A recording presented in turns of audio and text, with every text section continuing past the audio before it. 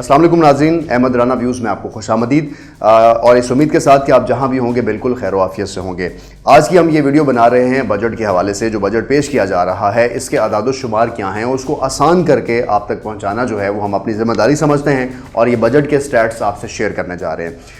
क्योंकि बजट जो है एक ऐसी चीज़ है जिसका डायरेक्टली जो असर है वो आप और मेरे ऊपर पड़ता है, तो हमें ही पता होना चाहिए कि इस साल हमारे साथ क्या होने जा रहा है और जो हुकूमत बजट पेश करने जा रही है किस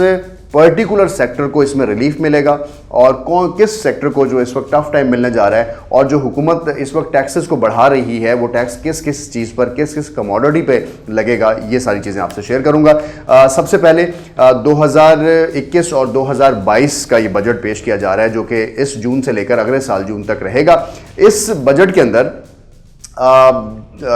के अंदर जो टोटल वॉल्यूम रखा गया है पूरे बजट का वो तकरीबन 8000 अरब रखा गया है। यानी 8000 अरब रुपया जो है वो पूरा तखमीना लगाया गया है कि इस आने वाले पूरे साल में कलेक्ट किया जाएगा और फिर इसी 8000 अरब में से वो एक्सपेंसेस किए जाएंगे जो इस वक्त पाकिस्तान की ज़रूरत हैं।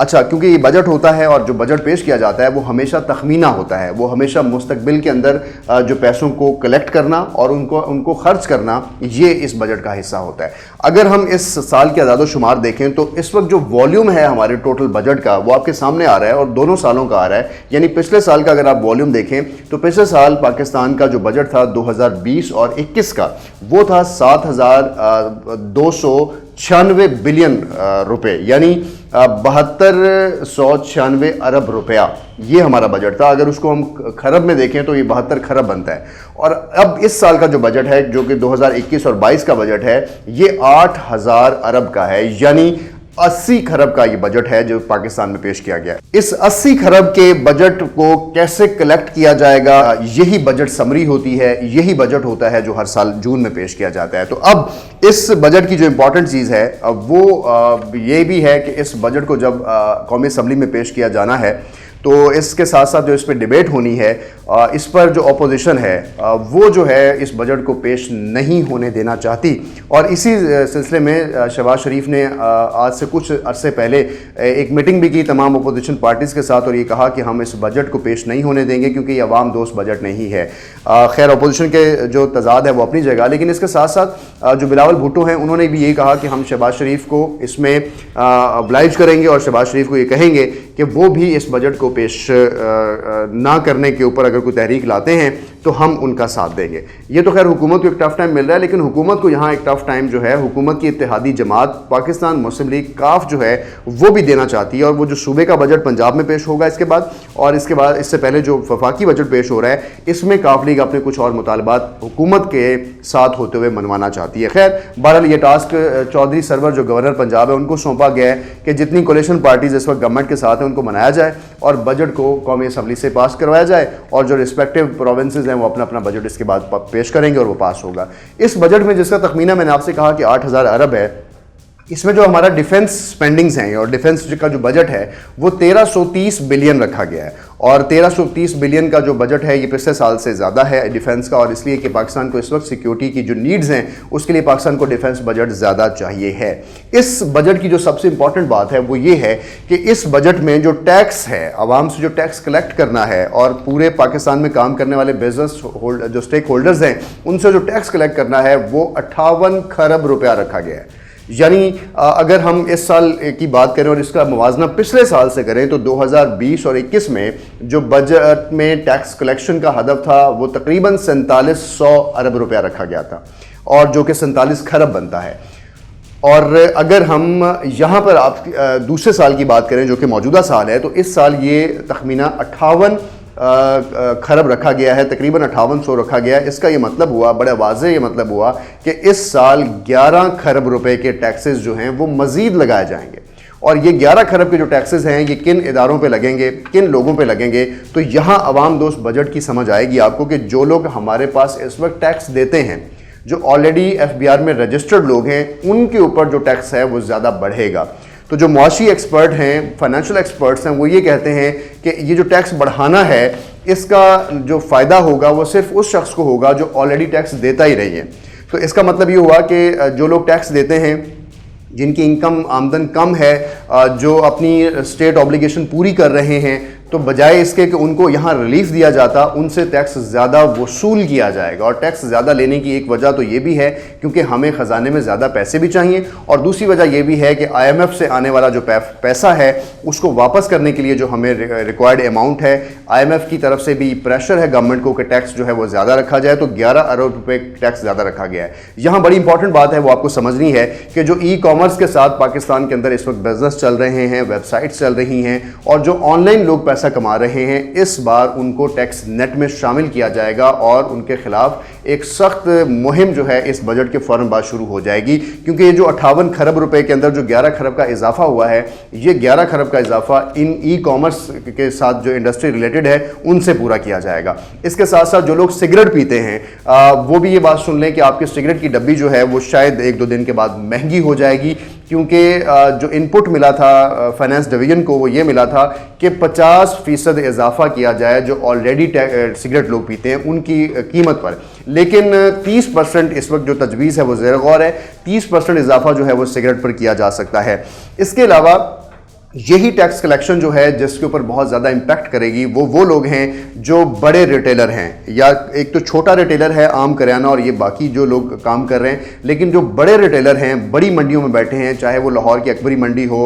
शेरशाह कराची की हो, या बाकी जगहों पे जितनी भी हमारे ड्राई फ्रूट्स और बाकी जगहों पे जो काम हो रहा है, उन मंडियों में बैठे रिटेलर जिनको रजिस्टर किया जाएगा और ये टैक्स जो है वो उन पर इम्पोज किया जाएगा और वहाँ से कलेक्ट किया जाएगा। बहरहाल टैक्स कलेक्शन जो है ये एक इंपॉर्टेंट फिनोमिनन भी है और इम्पॉर्टेंट है भी कि पाकिस्तान में इसको होना चाहिए, क्योंकि पाकिस्तान का इस वक्त जो टैक्स टू GDP रेशो है वो बहुत कम है। इस खित्ते में तकरीबन 9 से 10% हमारी इस वक्त टैक्स टू GDP रेशो है, जो कि हम टैक्स ना देने की वजह से इस लो लेवल पर हैं। अब ये तो चले बात हो गई कि इस बजट के अंदर जो टैक्सेशन है और इसका बोझ किस पे पड़ने वाला है। इसके अलावा बड़ी इंपॉर्टेंट चीज़ वो ये है, क्योंकि जब आपके रिटेलर्स के ऊपर टैक्स पड़ेगा तो आपकी प्रोडक्ट्स जो हैं या आपकी जो सेल होने वाली चीज़ें वो भी महंगी होने जा रही हैं। तो हुकूमत ने इसको काउंटर इस तरह से करने जा रही है कि जो आटा, तेल, घी है और जो चीनी है स्पेशली, ये वो अजनास हैं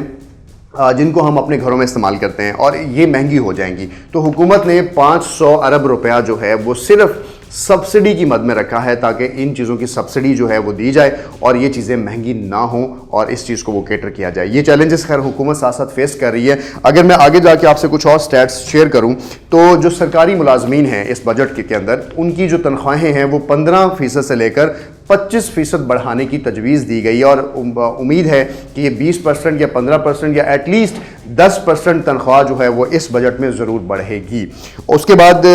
जो ई-कॉमर्स के साथ साथ वो लोग भी जो हमारे पास ऑनलाइन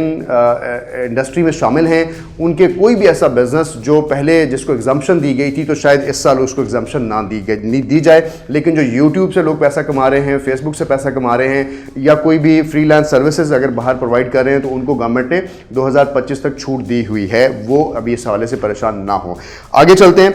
3 सेक्टर्स हैं बड़े इंपॉर्टेंट जो इस पूरे साल में, जो कि पिछला साल गुजरा है, इकोनॉमिक सर्वे ऑफ पाकिस्तान 2020 और 21 से अगर हम उसको स्टडी करें, उसकी समरी में आपसे शेयर करूं तो 3 बड़े सेक्टर हैं जो पिछले पूरे साल डिस्टर्ब हुए हैं। पहला सेक्टर है ज़राअत,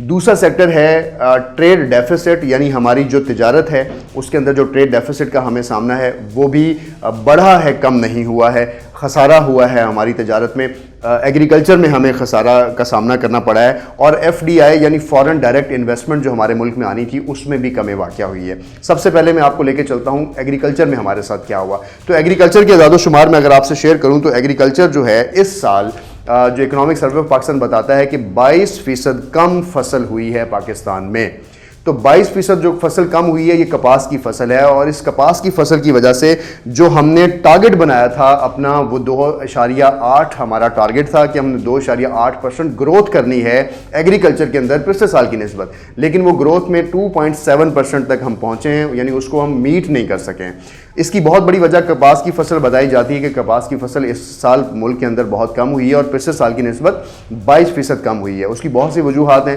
पहली वजह तो इसकी ये है کہ ٹیکسٹائل سیکٹر جو ہے وہ کپاس خریدنے میں تھوڑا لینینٹ ہے، اور اس کی وجہ یہ ہے کہ بہت سارا جو انڈسٹری ہے وہ شوگر انڈسٹری اور باقی انڈسٹریز اس وقت ملک میں زیادہ چل رہی ہیں، اور جو ٹیکسٹائل انڈسٹری ہے کیونکہ ان کی جو کاسٹ آف پروڈکشن ہے وہ زیادہ انرجی کی وجہ سے زیادہ کاسٹلی وہ پروڈکٹس بنا رہے ہیں، تو اس لیے کپاس کو خریدتے وقت بھی بہت زیادہ ریٹس نہیں دیے جاتے ہیں کسان کو۔ دوسری اس کی وجہ یہ ہے کہ جو بارشیں ہوئی ہیں پچھلے سال سندھ کے اندر اسپیشلی جو بارشیں ہوئی ہیں 32% سندھ سے کپاس آتی ہے، وہ وہاں پہ کپاس کی فصل تباہ ہوئی ہے، تو جو کسان ہے اس وجہ سے کپاس کو زیادہ پروڈیوس نہیں کر سکا ہے۔ تو گورنمنٹ کو یہ چاہیے کہ ٹیکسٹائل سیکٹر کو پروموٹ کرنے کے لیے، کپاس کے فارمرز کو پروموٹ کرنے کے لیے ٹیکسٹائل انڈسٹری کو ریلیف دے۔ جب ٹیکسٹائل انڈسٹری کو ریلیف ملے گا تو کپاس کی خریداری بھی بڑھے گی، اور اس سے پھر ملکی جو ایکسپورٹ ہے، اسپیشلی ٹیکسٹائل کی ایکسپورٹ ہے جو پاکستان کی ایک one of the leading export ہے، وہ بڑھے گی۔ تو یہ تو خیر ایگریکلچر کے حوالے سے تھا کہ پچھلے سال ہم نے اس میں بہت اچھا نہیں کمایا ہے۔ اور ایک بات آپ سنتے ہیں کہ ہر چیز کووڈ پہ ڈال دی جاتی ہے، کووڈ جو تھا وہ فصلوں میں تو نہیں تھا، کسانوں کے گھروں میں تو نہیں تھا، وہ باقی اپنی جگہوں پہ اپنی فارمنگ تو کر رہے تھے، لیکن یہ جو کچھ وجوہات ہیں اس نے ایگریکلچر کو کم کیا ہے۔ دوسری جو چیز ہے وہ ہے اب جو FDI ہے، فورن ڈائریکٹ انویسٹمنٹ ہے، اس کا جو ٹارگٹ بنایا گیا تھا وہ تھا $2 بلین سے زیادہ کا ہماری فورن ڈائریکٹ انویسٹمنٹ پاکستان میں آئی تھی۔ اچھا، لیکن پچھلے سال جو $1.4 بلین آئی ہے، یعنی پچھلے سال سے کم آئی ہے۔ اب یہ جو پچھلے سال سے کم آنا ہے اس کی وجہ ایک تو یہ ہے کہ کووڈ تھا، بہت سے انٹرنیشنل فرمز یا انویسٹرز جو ہیں وہ پاکستان انہوں نے اس کا رخ نہیں کیا، لیکن اس 1.4 میں بھی جو زیادہ فورن ڈائریکٹ انویسٹمنٹ ہے وہ آلریڈی سی پیک کے جو پروجیکٹس پاکستان میں چل رہے ہیں ان کی وجہ سے ہے۔ تو یہ بات بھی ہمیں کلیئر ہوتی ہے کہ ملک میں اگر سی پیک نہ ہوتا تو شاید فورن ڈائریکٹ انویسٹمنٹ اور بھی ڈاؤن ہو جاتی۔ تیسرا جو شعبہ جس پہ میں بات کرنے جا رہا ہوں وہ ہے ہماری تجارت۔ جو تجارت کا والیوم ہے، حکومت نے بہت کوشش کی کہ ہماری جو امپورٹ اور ایکسپورٹ ہیں اس کو بیلنس کیا جائے اور امپورٹ کم کی جائیں اور ایکسپورٹ بڑھائی جائیں، لیکن جو اعداد و شمار یہ بتاتے ہیں کہ جو پاکستان کی ٹوٹل امپورٹ رہی ہے وہ جو ہمارا تخمینہ تھا کہ ہم اس کو $42 بلین پر روکیں گے، لیکن یہ $42 بلین کی امپورٹ نہیں ہوئی بلکہ اس سے تھوڑی زیادہ ہو گئی، اور جو ہماری امپورٹ ہوئی ہے پچھلے پورے سال وہ $42.3 بلین ہوئی ہے، یعنی ہمارا جو ہدف تھا $42 بلین کہ ہم نے اس کو روکنا ہے، کم کرنا ہے، وہ کچھ بڑھ گیا۔ اور اس کی جو وجہ ہے وہ یہ بھی ہے کہ شاید ہماری بہت ساری جو اجناس ہیں، بہت سارا جو فوڈ آئٹمز ہیں اور بہت ساری جو کاسمیٹکس ہیں،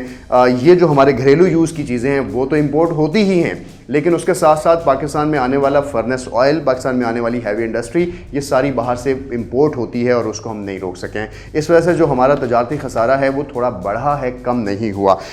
اس کی ایک وجہ یہ بھی ہے کہ گورنمنٹ نے ملک میں چینی اور آٹے کا بحران نہ پیدا ہو، اس وجہ سے گورنمنٹ نے یہ الاؤ کیا تھا